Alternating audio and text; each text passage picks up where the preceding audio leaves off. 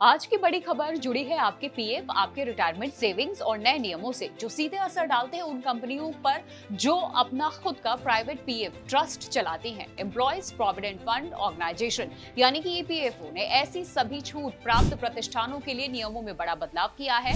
अब इन PF trust पर interest rate को लेकर के 2% का कैप लगा दिया गया और हर साल होने वाला मैंडेटरी ऑडिट हटा करके रिस्क बेस्ड ऑडिट सिस्टम लागू किया गया है।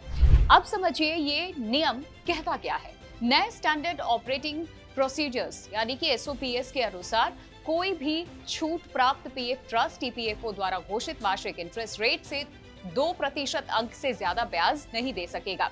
यानी कि अगर ईपीएफओ 8% इंटरेस्ट घोषित करता है तो प्राइवेट पीएफ ट्रस्ट अधिकतम 10% तक ही इंटरेस्ट दे पाएगा।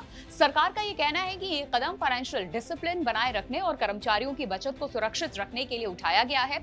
दरअसल अधिकारियों के मुताबिक कुछ छोटे पीएफ ट्रस्ट में मेंबर्स की संख्या कम होने की वजह से 25 से 30% तक इंटरेस्ट रेट घोषित किए जा रहे थे, जिससे भविष्य में फाइनेंशियल रिस्क बढ़ने की आशंका थी।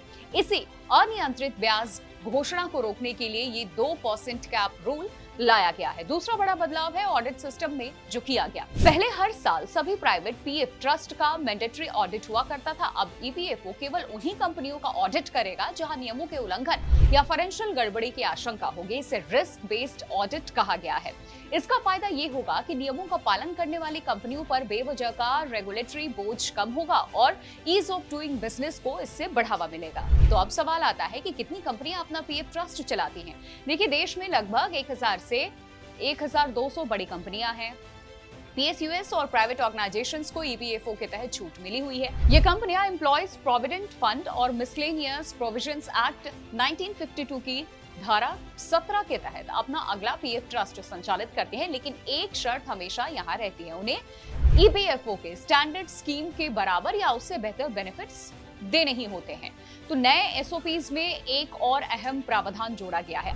अगर किसी कंपनी का मर्जर होता है या एक्विजिशन होता है तो वो अपना छूट वाला दर्जा जारी रख सकती है। अगर कोई कंपनी अपनी स्वेच्छा से अपना छूट दर्जा छोड़ती है या अदालत के आदेश से ऐसा करना पड़ता है तो उसे पब्लिक नोटिस जारी करना होगा ताकि कर्मचारियों के पीएफ फंड्स सुरक्षित तरीके से उनके खाते में ट्रांसफर हो सके।